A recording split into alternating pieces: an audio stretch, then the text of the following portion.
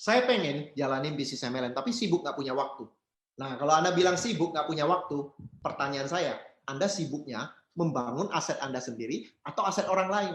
Atau ini bisnis Anda sendiri, tapi bisnis yang tidak bangun aset. Misalnya Anda punya bengkel mobil, Anda sendiri teknisinya. Anda punya restoran, Anda sendiri juru masaknya. Itu kan berarti Anda masih bekerja, self-employed. Anda kerja untuk diri Anda sendiri.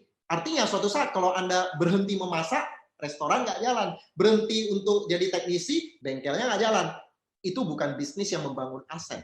Banyak orang bekerja terlalu keras, lupa bangun aset, Bapak Ibu. Sadar-sadar begitu udah mau tua, pensiun. Waduh, gila nggak punya aset. Berarti selama ini saya kerja hanya aktif income. Mau kerja sampai kapan? Jadi pertanyaannya, kalau Anda masih sibuk sekarang, mau sibuk sampai kapan? Kalau Anda nggak pernah bangun aset Anda akan sibuk selamanya. Kecuali Anda sibuknya membangun aset Anda. Saya ucapkan selamat, karena yang membangun aset nggak hanya bisnis MLM. Ada orang yang bergerak di bidang properti, dia investasi properti, lalu dia bikin kos-kosan, nah itu juga passive income juga, itu aset juga. Tapi banyak orang yang sibuk nggak bangun aset loh. Misalnya dia karyawan sebuah perusahaan, mungkin jabatannya manajer, sok sibuk ya kan. Nah, pertanyaan saya, sebagai seorang manajer di sebuah perusahaan tersebut, Anda bangun aset siapa? Aset Anda sendiri atau aset orang lain? Nah, saya mau perkenalkan ada sebuah buku bagus, karangan Robert Pagliarini. Judulnya The Other 8 Hour, 8 jam yang lain. Nah, buku ini mengatakan bahwa setiap manusia, siapapun juga, punya waktu 24 jam, yang dibagi menjadi 3. 8 jam untuk tidur, 8 jam untuk kerja, dan 8 jam waktu luang. Nah, 8 jam tidur dan 8 jam kerja itu udah nggak bisa diganggu-gugat.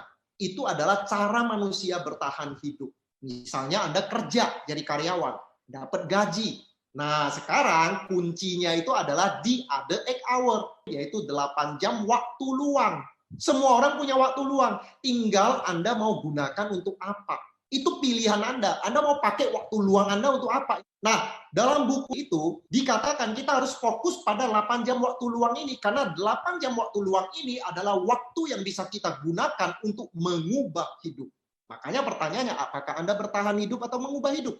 Banyak orang hanya bertahan hidup karena dia tidak menggunakan waktu luangnya dengan produktif. Waktu luangnya yang 8 jam yang lain digunakan untuk apa?